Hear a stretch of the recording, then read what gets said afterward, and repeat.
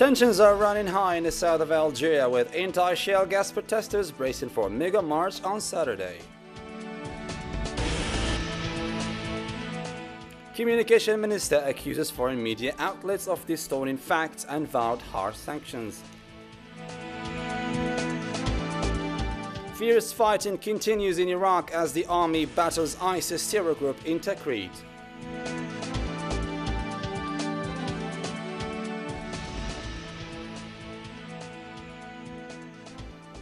Those were today's top stories. Thanks for joining us live on Dzair News channel.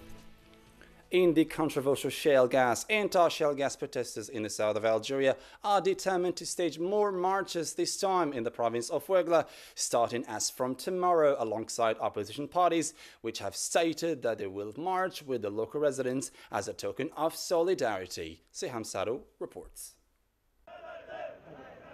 The protesters of the south of Algeria are vowing for more marches, this time in the province of Ouargla, expected on Saturday, with the coordinating body of the opposition parties saying that they will go to the region to extend their support for the anti-shale gas protesters there. Meanwhile, scores of angry protesters are determined for new marches as a part of the unabated anti-shale gas movement. In solidarity with the Ain Salah residents, marches will be organized in the province of Ouargla, while Ain Salah demonstrators will also protest in the street of their region in parallel with Ouargla residents. We are willing to stage more marches in the street in our region. Our brothers from Ouargla are protesting in solidarity with us, so we have to protest tomorrow. After the negotiations with the government failed, the political body for Democratic Transition Party are taking a new phase. They decided to join the protesters of Ouargla supporting the anti-shale demonstrators in Ain Salah.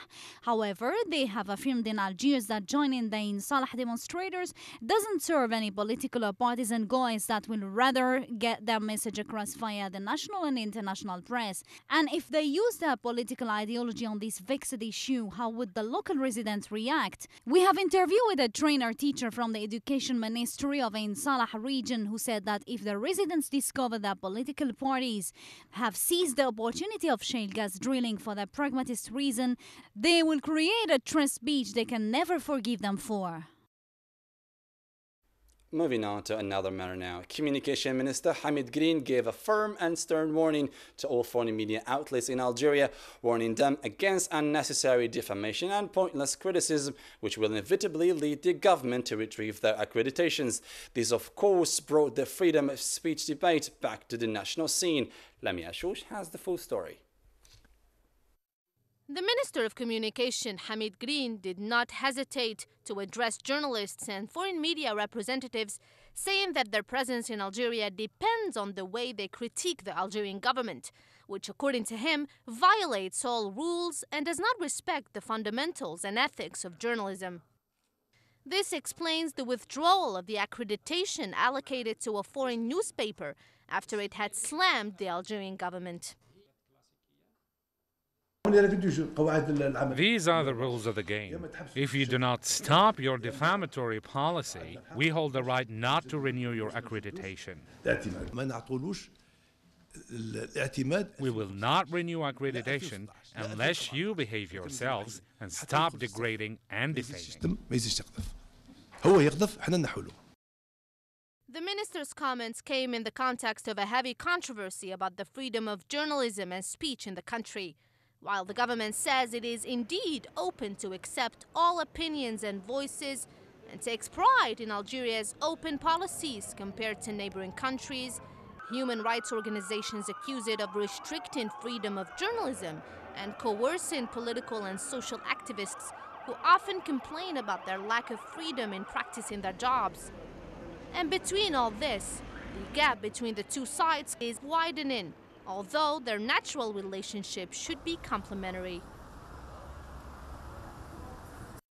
After the law against sexual harassment and violence against women, the government is now staring a whole new wave of controversy when it decided to amend the family code in its divorce and Hola-related parts. Now, Hola allows a woman to initiate a divorce through the mutual consent of the husband or a judicial decree under Islamic law. Lamia Shouch has more. The family code in Algeria is back to the forefront. stirring controversy yet again and sparking political tensions as soon as the head of state, Abdelaziz Bouteflika, announced that the law would once again be amended, polarizing both the legislative and political worlds. Under the pretext of making sure the law is not coercively used against husbands, the legislations relating to divorce and khula', which is the right of a woman to seek a divorce from her husband in Islam, are being questioned, and the law is once again subject to be reviewed.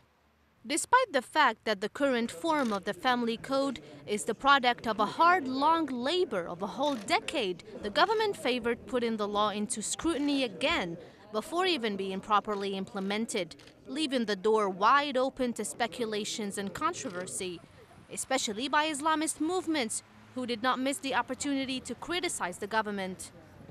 Between the government's justifications to amend the code and the opposition's politicizing it, the Association of Muslim Scholars rushed to describe the whole thing as a blow to the sacred unity of the Algerian family, although what revolted them is permissible under Islamic law and is considered a much-needed way out for too many battered women in our society.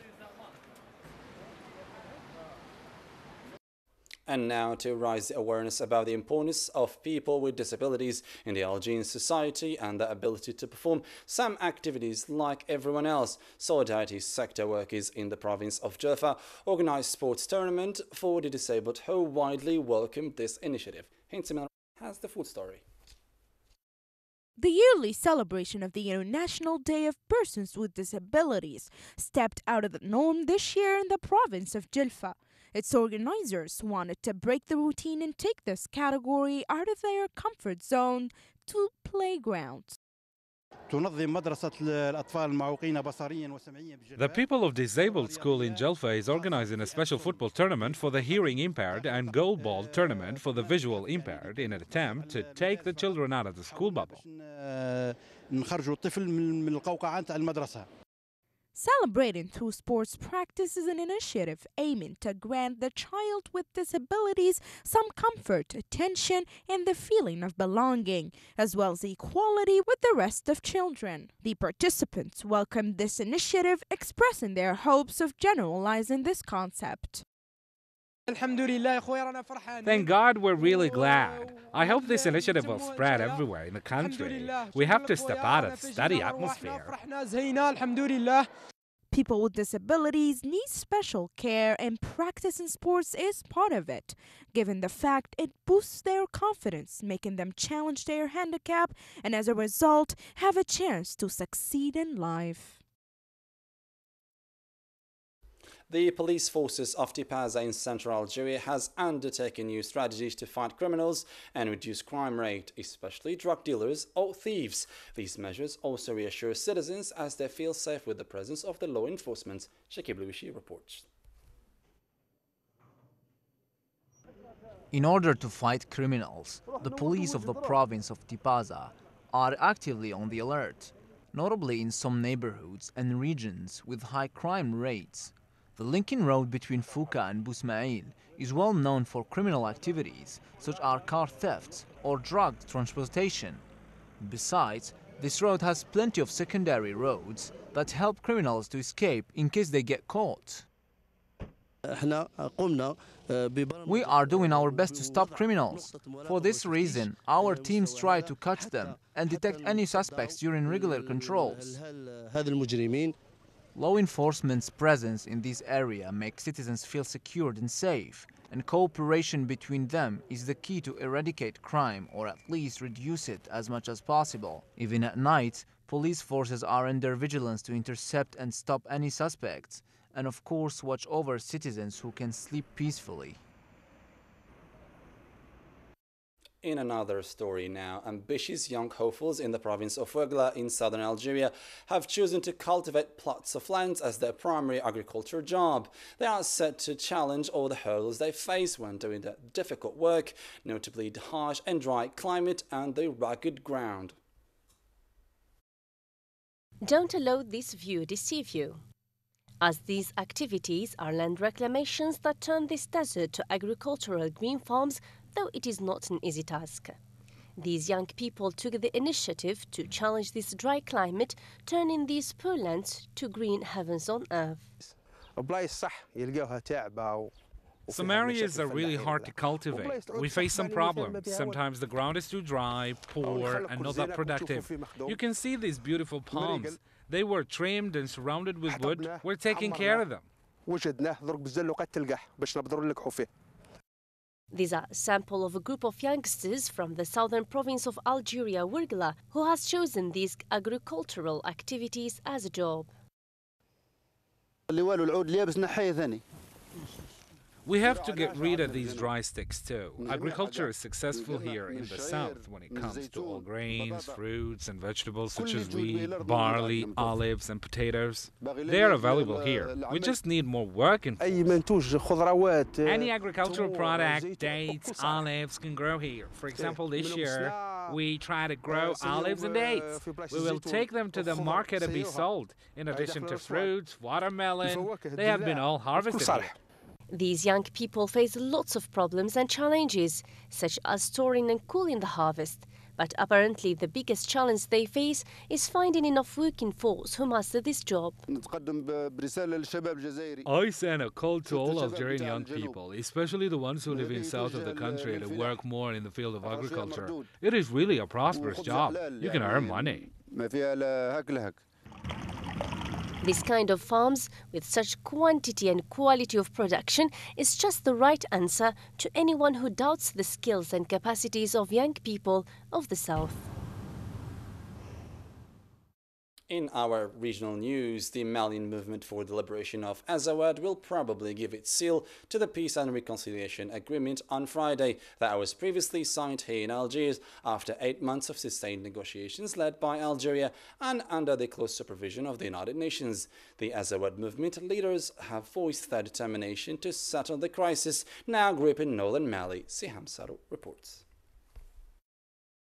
It is expected that the National Movement for the Liberation of Azawad will agree on Peace and Reconciliation Agreement on Friday that was previously signed in Algiers last week. The agreement came after 8 months of negotiations led by Algeria and under the supervision of the United Nations. The Azawad movement leader declared that they are willing to resolve the crisis to retrieve stability in Mali, which will give a new impetus to the region that can settle other files such as the Libyan file. Meanwhile, in the plenary session of the European Parliament held Monday in Strasbourg, the European Parliament highlighted the active role of Algeria in the peace agreement. They underlined that the agreement reached through the process of Algiers is crucial for peace and reconciliation in Mali, considering it for some of them as a model to follow for the settlement of other conflicts in the region. Speaking on this occasion, on behalf of the European Union High Representative Parliamentary State Secretary for the European Affairs, Latvia Sanda, underlined that the agreement signed in Algiers on the 1st of March 2015 is essential to ensure peace and stability in Mali. However, dozen Malian opposition parties criticized the pre-agreement signed by the government on the 1st of March in Algiers. The opposition doubts the capacity of the Malian government to implement stability in the region. Saudi Arabia, Kuwait and the United Arab Emirates each pledged $4 billion of investment in Egypt, officials from the Gulf countries said at an economic summit in the Red Sea resort town of Sharm el-Sheikh. The UAE said it would deposit $2 billion in Egypt's central bank and the other $2 billion in the economy. Saudi Arabia said $1 billion of its pledge would go to the bank, while Kuwait's representative did not say how his country's pledge would be divided. Moving on to the Middle East, the self-proclaimed Islamic State terror group claiming its caliphate has now expanded to West Africa. A spokesman for the group has urged terrorists from around the world to migrate toward Nigeria to join the Boko Haram, now active in the region. Nadia Qasmi has more. The so-called Islamic State insurgents have accepted a pledge of allegiance by Nigerian-grown Boko Haram extremist group, a spokesman for the so-called Islamic State movement said Thursday. Boko Haram has been weakened by a multinational force that has dislodged it from a score of northeastern Nigerian towns. but its new Twitter accounts increasingly slick and more frequent video messages and a new media arm all were considered signs that the group is now being held by IS propagandists. Then on Saturday, Boko Haram leader Abu Bakr Shika posted an audio recording online that pledged allegiance to IS. بامتداد الخلافة إلى غرب أفريقيا فقد قبل الخليفة حفظه الله بيعة إخواننا في جماعة أهل السنة للدعوة والجهاد. On Thursday, the so-called Islamic State group's media arm, Al-Furqan, in an audio recording by spokesman Abu Muhammad al-Adnani, said that Boko Haram's pledge of allegiance has been accepted, claiming the caliphate has now expanded to West Africa. Reports from strife-torn Iraq say that street fighting is continuing in Tikrit after the Iraqi army entered the city on Thursday and engaged ISIS forces in the embattled area. The Iraqi army, led by Shia militiamen and with the support from Iranian-led militia units and at least 500 local volunteers. Karim Faz-Zakri has more. Rockets and mortars have echoed across the Iraqi city of Tikrit as the country's security forces continue to engage fighters of the Islamic State of Iraq in the Levant, ISIL, a day after forcing their way into the city. The offensive to recapture Tikrit is seen as a key step towards dislodging the group, which seized much of northern and western Iraq last summer and controls about a third of Iraq and Syria. Iraqi troops and allied Shia militiamen entered Tikrit for the first time on Wednesday from the north and south. On Thursday, the Iraqi defense minister visited the troops in Tikrit, the birthplace of Saddam Hussein, who was ousted as president in 2003 and executed 3 years later. Our visit is aimed to support our forces and congratulate them on the victories they achieved, Khalid al-Ubaidi said. Lieutenant General Abdul Wahab Assadi, head of military operations in Salahuddin, said the military operation is still going on till the liberation of Salahuddin.